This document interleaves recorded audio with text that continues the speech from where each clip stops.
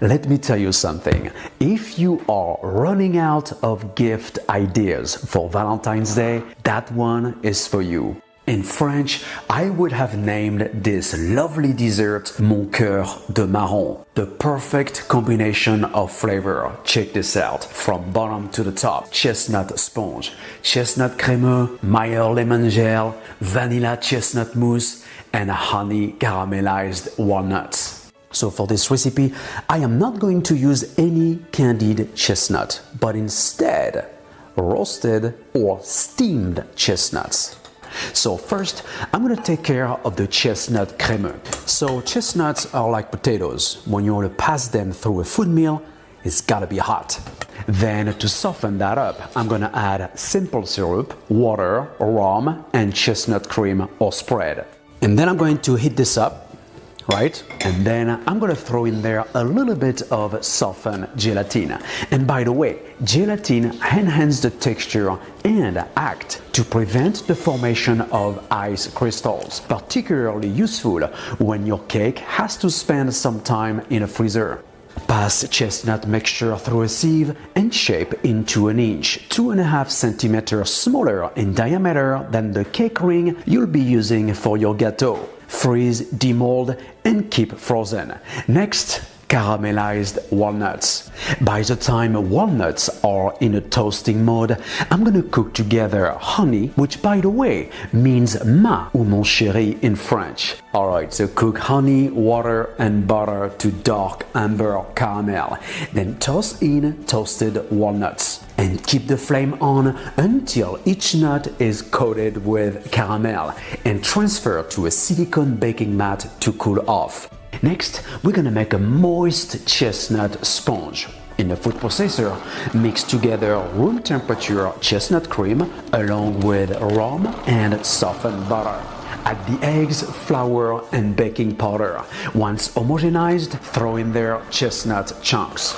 Give a few more pulses. Done. Fill up prepared mold and bake at 350 degrees Fahrenheit, 180 Celsius for about 25 minutes. To follow, lemon gel. In a saucepan, heat up together lemon juice, water, and vanilla. Then add the sugar agar-agar mixture. Bring to a boil and cook for 2 minutes. Let cool and chill until completely set. By the way, I got that lemon juice from my latest preserved Meyer lemon peel recipe. Look it up. So the goal here is to incorporate some of these into the gel. If you want to use your favorite lemon or mandarin preserve instead, feel free. Smooth out lemon gel with your immersion blender and add the preserved lemon peel and shape it according to the theme and freeze. Next, the chestnut mousse based on ganache montée. Bring to boil the first half of the heavy cream and vanilla and add it to the white chocolate.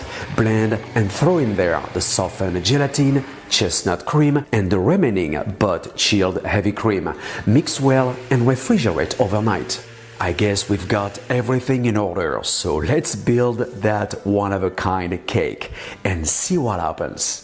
Cut out chestnut sponge into 3 slices. Note that the one that is going to be used for the bottom of the cake shall be thicker. In the meantime, I am going to beat the chilled ganache montée until soft peaks form, like so. Do not overwhip, otherwise the filling is not going to spread well inside the mold and you may end up with air pockets, and that's not what you want. So you want to place the thicker chestnut sponge in the cake ring and pipe out some of the chestnut mousse all around and coat the edges with the back of a spoon. You want to make sure that no empty spaces are left behind.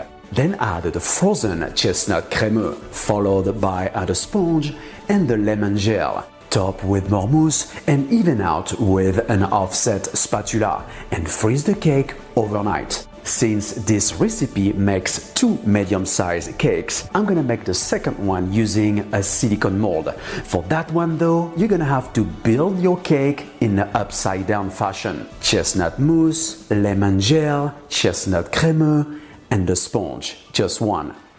freeze overnight, and demold. So this is how I want my heart-shaped cake finished. I'm gonna glue 3 caramelized walnut halves first, using the leftover mousse, and freeze. The next step is totally optional. You know, there is an artist in all of us, so it's up to you to try that one out. So I'm going to create a very fancy chocolate lace using tempered dark chocolate and cones made out of parchment paper. Definitely a time-consuming project, but fun.